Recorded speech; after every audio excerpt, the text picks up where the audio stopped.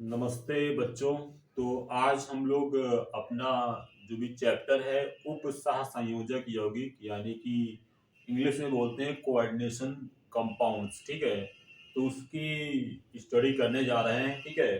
तो आज जो हमारा टॉपिक है वो लिगैंड्स का है, ठीक है। जैसे कोई भी कोऑर्डिनेशन कंपाउंड होता है, मान लो K4Fe CN6, ठीक है। ये आपका कोऑर्डिनेशन कंपाउंड है, एक उप सह संयोजक यौगिक है, ठीक है। तो यहाँ पे जो केंद्रीय परमाणु के साथ लगा हुआ आपका एटम, मतलब कि पर अणु बोलना चाहिए, मॉलिक्यूल बोलना चाहिए, है ना। ये जो भी आपका चीज लगी होती है इसी को हम क्या बोलते हैं, इसी को हम लिगैंड बोलते हैं, ठीक है। ये क्या है भाई साहब, ये लिगैंड है, ठीक है। और ये क्या है, ये सेंट्रल मेटल एटम है, यानी केंद्रीय परमाणु बोलते हैं हिंदी में। क्या है भाई साहब, केंद्रीय परमाणु है ना। तो ये लिगैंड कुछ भी हो सकता है, कभी सीएन आएगा, कभी H2O वाटर आएगा, कभी अमोनिया आ जाएगा NH3। इस टाइप से बहुत ढेर सारे लिगैंड्स होते हैं। तो उनको हम लोग यहाँ पे देखेंगे कौन कौन से लिगैंड्स हैं जो कि आपको याद रखने हैं जेई मेंस या नीट के लिए। और उसमें देखेंगे कि कुछ होते हैं जो एक दंती होते हैं, कुछ द्विदंती होते हैं। वो डिपेंड करता है कि वो एक इलेक्ट्रॉन दाता होंगे या दो इलेक्ट्रॉन दाता होंगे, उस हिसाब से हम उसको क्लासिफाई करते हैं, वर्गीकृत करते हैं, ठीक है। तो चलिए हम बिना किसी टाइम को आपका वेस्ट किए हुए शुरुआत कर देते हैं कि लिगैंड क्या होता है और कौन कौन से लिगैंड होते हैं, ठीक है। तो सबसे अगर हम शुरुआत करें तो सबसे जो पहली चीज है कि लिगैंड क्या है। तो लिगैंड आप लोग लिख लीजिए कि ये 1 इलेक्ट्रॉन, 2 इलेक्ट्रॉन या पाई इलेक्ट्रॉन दाता होता है, ठीक है। तो आप लोग क्या पढ़ रहे हो, लिगैंड, ठीक है। तो लिगैंड क्या होता है बेटा, लिगैंड आपका लिख लिया होगा आई थिंक, 1 इलेक्ट्रॉन, 2 इलेक्ट्रॉन या पाई इलेक्ट्रॉन दाता होता है, ठीक है। 1 इलेक्ट्रॉन, 2 इलेक्ट्रॉन या पाई इलेक्ट्रॉन दाता को बोलते हैं, ठीक है। पहली चीज, दाता मतलब जो देता है, डोनर बोलते हैं इंग्लिश में, ठीक है। तो पाई इलेक्ट्रॉन वाला हम लोग पढ़ेंगे जब ऑर्गेनोमेटेलिक पढ़ते हैं, तो उसमें पढ़ते हैं, है ना। जो आगे आएगा, जैसे कि ग्रिग्नार्ड रेजिन आपने सुना होगा, CH3MgBr एक ऑर्गेनोमेटेलिक कंपाउंड है, ठीक है।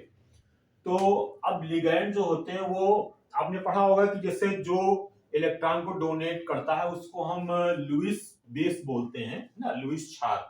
तो ये लुईस क्षार हो भी सकते हैं या नहीं हो सकते हैं, ठीक है। लुईस क्षार या लुईस बेस ये हो भी सकते हैं, नहीं भी हो सकते हैं, क्योंकि पाई इलेक्ट्रॉन डोनेट करेगा तो लुईस बेस नहीं होगा। और अगर सिंपल इलेक्ट्रॉन डोनेट करेगा, lone pair of electron donate करेगा, तो लुईस बेस होगा, ठीक है। चलो, तो अब यहाँ पे हम बात करते हैं कि लिगेंड्स कौन कौन से हैं, है ना। तो चार्ज के हिसाब से हम लोग बात करेंगे कि प्लस चार्ज वाले, है ना, अलग कर देते हैं, और माइनस चार्ज वाले अलग कर देते हैं, और न्यूट्रल वाले अलग कर देते हैं, ठीक है। तो देखो, प्लस में आपको याद रखना है NO2 प्लस, ठीक है। और उसके अलावा NH3 NH2 प्लस और एक NO प्लस, ठीक है। नाइट्रोसोनियम बोलते हैं इसको, ठीक है। तो अब माइनस वाले में देखो कौन कौन से होते हैं। तो माइनस में जैसे Cl minus, Br minus, I minus, है ना। F माइनस जनरली नहीं लिखते हैं, ठीक है। उसके अलावा OH माइनस, इसको बोलते हैं हाइड्रोक्साइडो, BIUPAC में आएगा तो मालूम चलेगा। ऑक्सलेट होता है OX2 माइनस, ठीक है, इसको हम लोग ऐसे लिख सकते हैं, ऑक्सैलिक एसिड से बनता है, ठीक है, ऑक्सलेटो, ठीक है। Cn माइनस, है ना, Cn मतलब क्या होता है, साइनाइडो। NO2 minus, nitrito. CO3 2 minus, ये होता है कार्बेनेटो, कार्बोनेट्स होता है, कार्बेनेटो, ठीक है। उसके अलावा SO4 2 माइनस, सल्फेटेटो, ठीक है। और एक होता है एथिलीन डाइएमीन टेट्राएसीटेट, ठीक है। इसका भी स्ट्रक्चर बनाते हैं थोड़ा सा। तो EDTA क्या होता है? एथिलीन डाइएमीन, है ना, एथिलीन डाइएमीन टेट्रा एसीटेट, ठीक है। अच्छा, न्यूट्रल वाले में देख लो, ये तो हो गए प्लस वन चार्ज वाले, ठीक है, प्लस वाले हो गए। ये माइनस वाले हो गए, मतलब -1 या -2 वाले हो गए। और न्यूट्रल में देखो कौन कौन से हैं भाई साहब।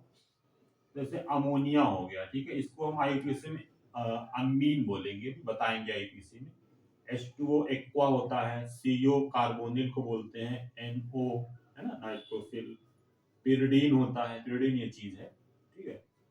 बेंजीन रिंग होती है, यहाँ पे नाइट्रोजन लगा होता है, इसको हम पिरिडीन कहते हैं, ठीक है।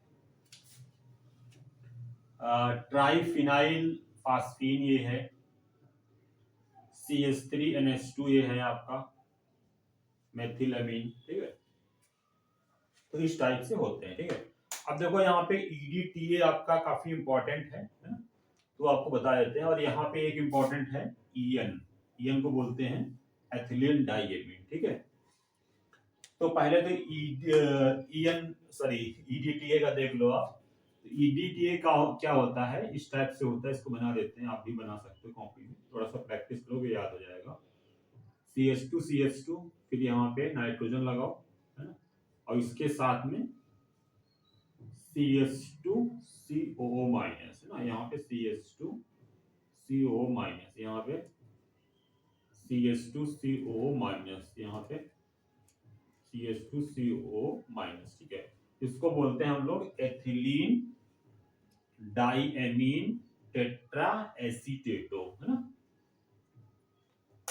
ठीक है। तो ये हो गया एथिलीन, दो ये NH2 रहे होंगे पहले, तो डाइएमीन, और 4 ये एसीटेट वाले ग्रुप है ना, CH3CO माइनस एसीटेट बोलते हैं। तो वो चीज है यहाँ पे, आई थिंक समझ गए होंगे। और न्यूट्रल में एथिलीन डाइएमीन होता है, तो एथिलीन डाइएमीन ऐसे होता है, CH2 और NH2 ठीक है। तो इसको बोलते हैं EN, ये क्या है, एथाइलिन डाइएमीन, ठीक है। तो आई थिंक इतना आप समझ गए होंगे, इसको नोट कर लें, है ना। इसमें मैं आपको बता देता हूं कि कौन सा एक दंती होता है, मतलब एक इलेक्ट्रॉन को डोनेट करता है, कौन सा द्विदंती होता है, 2 इलेक्ट्रॉन को डोनेट करता है, देता है, या कई बार उभयदंती होता है, जो मतलब कि जिसमें 2 मतलब परमाणु ऐसे होते हैं जो कि डोनेट कर सकते हैं। चलो देखो यहाँ पे, जैसे कि NO2+, ठीक है, ये एक दंती है, इसको जस्ट मैं एक रेक्टेंगल कर रहा हूं, एक दंती है, ठीक है। और ये वाला एक दंती है, ठीक है, ये भी एक दंती है।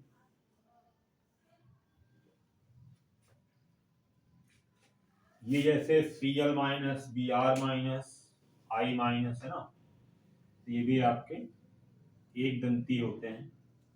OH माइनस भी एक दंती होता है, और Cn माइनस, NO2 माइनस, है ना, ये सारे एक दंती है, ठीक है। अच्छा, इसको अभी मैं वैसे Cn माइनस जो है इसको उभय दंती में लेते हैं, क्योंकि यहाँ पे